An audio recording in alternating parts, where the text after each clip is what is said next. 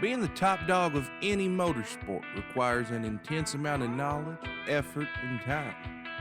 And for the dynamic duo of Jason Lee and Eric Gustafson, that means forming a partnership that goes beyond merely hanging out in the garage on the weekends.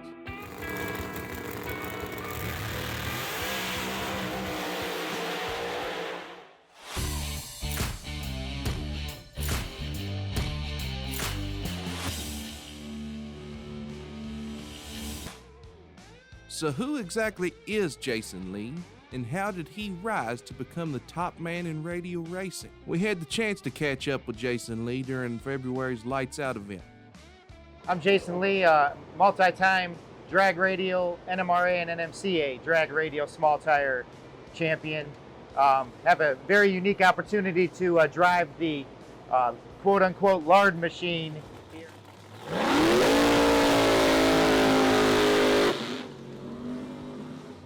We know what we're doing when it comes to this, but this is kind of a new deal, you know, with something of this power, this magnitude, in this class, racing against the premier big tire radio guys.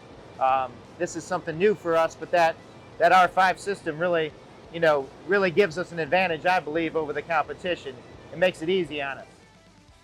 We spent some time down in Bradenton over the last couple weeks, you know, refining all of the features in the R5 system and just taking advantage of everything it has to offer. And, you know, lo and behold, we're sitting number one right now. Jason found himself looking to expand his side business, eventually coming to work with Patrick Barnhill and forming PTP Racing. Who is Patrick? Patrick is a longtime business partner for PTP Racing. We're co-owners in the company since 2007. You know, I don't have a dime in this car. You know, this is Eric's car. This is a, you know, this was his dream. You know, and because of the relationships that I've had through PTP, you know, it's given me the opportunity to do what I'm doing right now. You know, we're not the best marketers as a company, so, you know, we're just two guys with two cell phones, you know.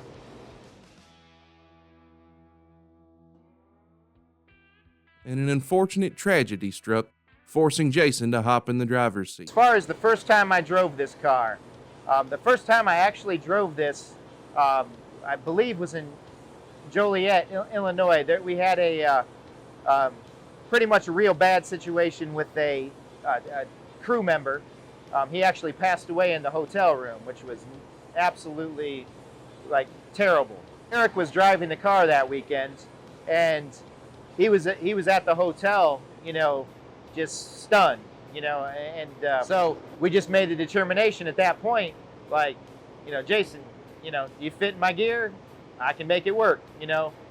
Get in the car, and we need to make a hit. I'll be at the track in, you know, a half hour or so. And you know, I just jumped in and I let go of the button and I made a 60-foot pass. You know, and when I let go of the button, it felt like it ripped my head off. You know what I mean? I mean, the car just left, you know, and it was just like, are you freaking kidding me? You know? I mean, the acceleration is unreal in one of these things. For example, on that record-setting hit last night, I mean, it went 9 flat 60 foot. But what happened after the 60 foot was where all the acceleration took place. I mean, it pulled 4.12 Gs and held it for about 1.6 seconds. So, I mean, you're literally like an F-16 fighter pilot, you know, I mean, it's an absolute rush. Jason gives us the inside scoop on what makes this rocket ship so damn fast. I mean, just to give you a little bit about this, you know, this car, it's a Noonan Hemi 4900 piece, Pro Charge Neil Chance converter. Again, Nexus R5. It's got a Liberty 5-speed transmission, Neil Chance converter, quick drive drive unit. That's pretty much the hardcore parts on the car. We've got Menser rear shocks on the car, which are essential on this drag radio platform. We've gone anywhere from, you know, 520 cubic inch all the way to 590 plus cubic inches. We're all over the map on that. So it's not uncommon that at the same race, the same weekend, we may have 540 cubic inches or 526 cubic inches. So we're all over all over the map there. We're still doing some R&D on that. Bigger isn't always better. Sometimes bigger is better. So it's, that's just kind of the nature of the beast, and we're still gathering a lot of info. Most of our testing for this particular car is done on this platform, this environment, at the track. Proving that they could hang with the Radio Tire gang, the team set their sights on Lights Out in late February at South Georgia Motorsports Park, where, off the trailer, they set themselves up for what is arguably the best pass in Radio Tire history. 3.502 at 211.46 miles an hour, setting the outright quickest Radio Tire pass in history, as well as certifying Gustafson and Lee as the quickest and fastest in triply supercharged car, quickest and fastest pro-charged car, and quickest and fastest Haltech Hero ever. When we asked him if he was starting to get used to the car and its outright impressive speed, he had a few things to say.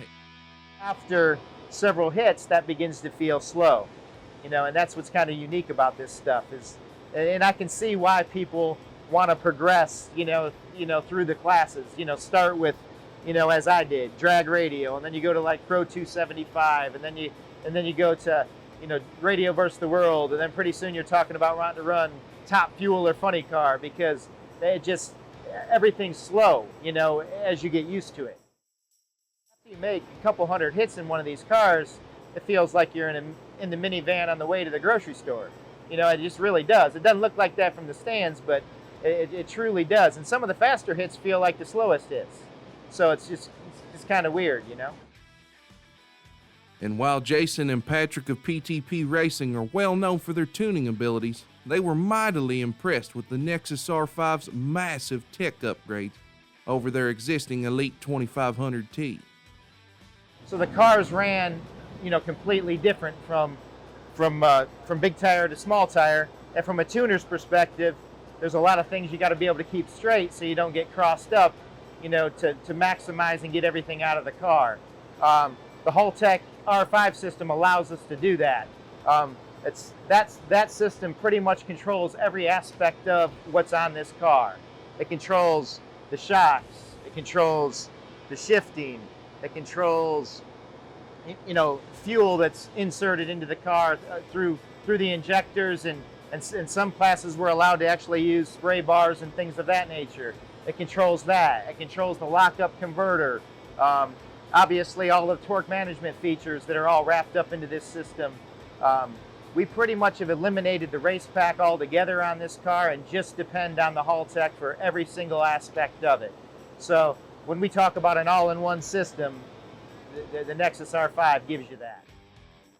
And this experience with the Elite 2500 in the past gave Eric the confidence needed to choose Haltech to control that 4,000 plus horsepower Noonan monster between the strut tires. When we first started with the 2500T in this car, we needed a lot of tech support because, again, we were relying on that system. We wanted to eliminate everything else in the car. We didn't want a Liberty shifter. We didn't, shifter controller. We didn't want a race pack in the car. We didn't want anything. We wanted the 2500T to control every aspect of this car. So, one of the things that was really nice about Haltech, and this is why I think it's important to share the story, is it's very, very unique. You can sit over here and call Eric or Victor, in the States, all day long from 9 to 5 or, even after hours.